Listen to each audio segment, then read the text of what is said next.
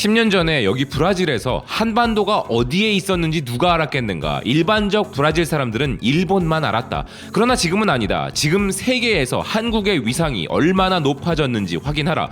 싸이부터 시작해서 지금 이 순간까지 이제 한국이 어디 있는지 모두 다 알고 있다.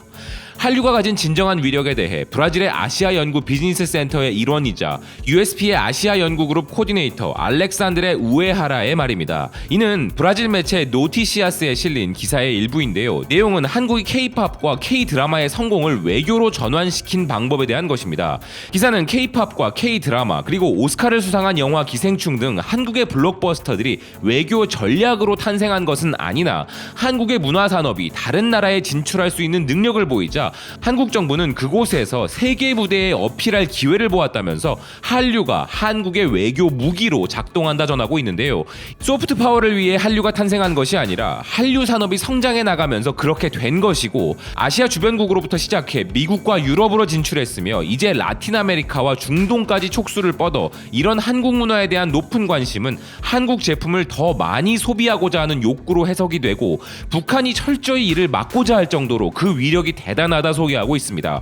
이전 브라질에서 한국이 자동차나 가전 브랜드로만 기억이 되었다면 오늘날은 음악, 영화 및 드라마로 한국의 이미지가 새로 구축되고 있으며 브라질도 한국과 유사한 정책을 채택할 수 있다면 외교적 이점을 얻을 수 있을 것이라는데요. 예를 들어 엠브레아르와 같은 브라질의 다국적 항공우주 제조업체의 이미지와 브라질이 삼림을 불태우며 부패한 나라라는 이미지의 차이가 크기에 한국이 문화 수출을 통해 소프트 파워를 만들어낸 것과 같은 전략이 필요하다는 것입니다. 과거 브라질 드라마는 전 세계적으로 알려져 있는 프로덕션들이 있었으나 지금은 현저히 줄어버린 것을 한탄하는 기사는 한국의 성공을 보고 브라질이 얼마나 많은 기회를 놓쳤는지를 생각하게 된다는 것인데요. 또 다른 매체 EM은 한류가 한국에게 경제적, 정치적 통화 즉 화폐의 가치를 가지게 할 정도로 주목하였습니다. 엔터테인먼트 산업에 대한 투자가 한국 문화를 단 20년 만에 세계에서 가장 영향력 있고 확장하는 문화 중 하나로 만들었다는 것인데요.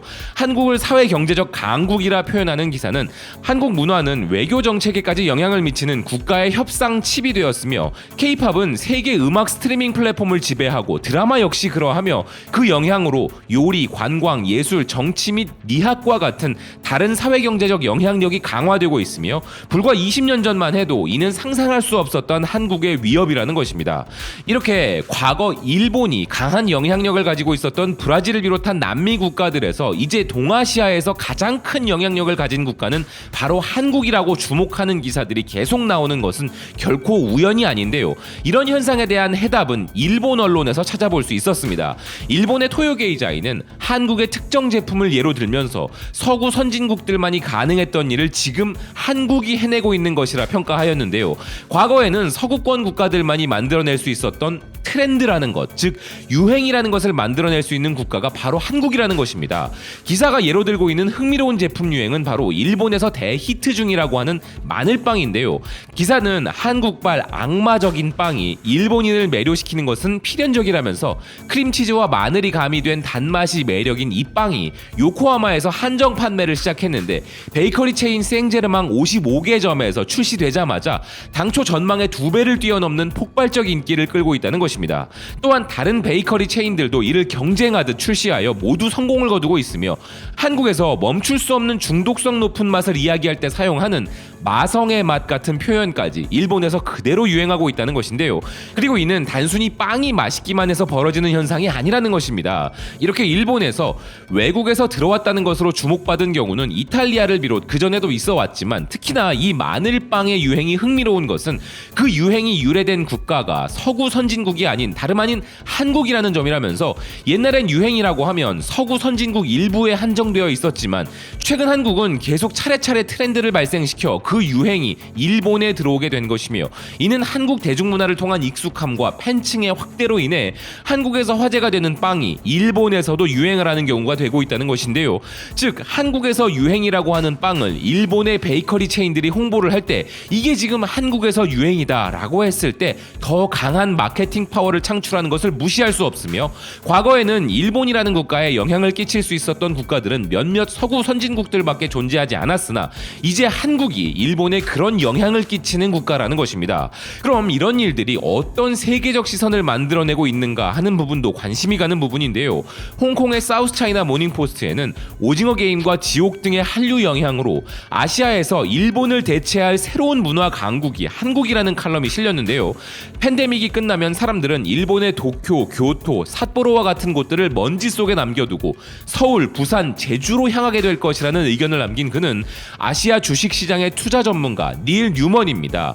필자는 칼럼에서 올해 한국의 넷플릭스 드라마의 인기가 영화와 음악, 메이크업, 음식에 이르기까지 한국 문화의 모든 측면의 노출을 증가시켰고 이전 아시아의 주도적 국가였던 일본을 제치고 한국이 올라서게 된 점에 주목하였습니다. 필자는 전염병이 시작되었을 때 전 세계적으로 넷플릭스와 같은 스트리밍 플랫폼의 대유행이 폭발하였고 넷플릭스만 해도 2020년 25억 명에 가까운 가입자를 갖게 될 것이지만 이런 엄청난 스트리밍 플랫폼의 대유행으로 인하여 한국의 문화 산업이 잠재적으로 거대한 수출 사업을 시작하게 될 것이라고는 예상하지 못했다는 것입니다. 필자 자신도 이런 거대한 흐름에 따라 오징어 게임을 감상하기로 결정했지만 너무 폭력적이고 자신의 취향이 아니었음에도 자신도 모르게 폭식하듯 시청을 하였으며 이후 드라마 지옥 역시 한자리에 앉아 모두 다 봐버렸다는 것인데요. 한국 드라마에는 촘촘한 대본과 배우들의 날카로운 연기력, 오락적 재미와 더불어 반전 매력이 있었고 여기에 더해 한국의 현실을 반영하여 대부분 세계인들이 공감할 수 있는 빈부격차나 종교적인 부분의 날카로운 주제의식도 있었다면서 사람들이 이렇게 한국 드라마들을 보았을 때 드라마에 나오는 내용은 물론 필자 자신이 그랬던 것처럼 한국 문화의 다른 측면에 대해서도 관심을 불러일으키지 않을까 하는 생각이 들었다는 것입니다. 그리고 이런 한국 문화가 일시적 유행이 아닌 한국 경제에 의미 있는 영향을 미칠 수 있을 것인가에 대해서 구체적으로는 과거 일본이 문화적 매력 발산을 통한 가치 창출을 하던 포지션을 한국이 가져가게 될 수 있다는 것인데요. 이런 가능성에 대해 팬데믹이 종식되면 한류가 한국 관광 산업에 활력을 불어넣어 중국인뿐만 아니라 세계 각국의 관광객들이 찾아와 서울, 부산, 제주가 핫플레이스가 되고 한국의 음식과 한국 제품들이 세계 모든 곳에서 유행하게 될 수도 있다는 것을 의미하며 이제 지구상의 거의 모든 슈퍼마켓이나 편의점에서도 구입할 수 있는 스시만큼이나 불고기의 인기가 높아질 수 있다는 가능성을 의미한다는 것입니다. 그리고 이제는 기존의 일본과 중국이 정치적, 문화적 이유로 한국 대중문화를 선택적으로 차단하고 했던 상황과는 달리 지금은 전 세계가 한국 문화에 미쳐버린 것 같으며 지금 한국 화장품과 패션을 통해 사람들은 한국인들을 흉내낼 정도라는 것인데요. 또한 현재 이런 한류 산업의 규모가 미화 100억 달러로 추정되는 수준으로 한국의 가전산업 규모의 10분의 1에 불과하지만 빠르게 성장하고 있다는 필자는 생선회나 해초류의 음식으로 90년대 일본 음식에 대한 호기심이 세계적으로 분 것처럼 지금은 한국 음식이 빠르게 퍼져나가 호감도가 올라가고 있다는 필자는 이제 전 세계의 다른 나라 사람들은 한국인들의 영화, 드라마, 음악 산업에 큰 반향을 일으켰고 이런 부분으로 세계인들은 곧 불고기, 김치, 라면을 좋아하게 되고 한국이 문화를 수출하는 초강대국이 될 것이라 이야기했습니다. 아시아를 잘 아는 필자는 한류가 주변국인 일본과 중국과의 관계로 인하여 불안정성이 있었던 시대를 넘어 이제 전 세계 기준으로 보았을 때도 대한민국은 문화 초강대국의 길에 들어섰고 더욱 막강한 영향력을 갖게 될 것이라는데요. 한때 외국에서는 한국의 음악이나 드라마 등의 대중문화를 잘 아는 사람들을 특이한 취향을 가진 매니아로 정의 내리던 때가 있었지만 이제는 한국 문화를 접한 적 없는 사람이 오히려 특이한 사람이 되고 있는 상황이죠. 그래서 이제는 한국 대중문화를 잘 아는 것이 자랑이 되는 세상이 아니라 정말 세계 어디를 가던 흔하디 흔할 정도로 대한민국이 알려져 대한민국을 모르는 사람은 이상한 사람 취급받는 세상이 오길 바라는 마음입니다. 시청해주셔서 고맙습니다. 또 뵙겠습니다.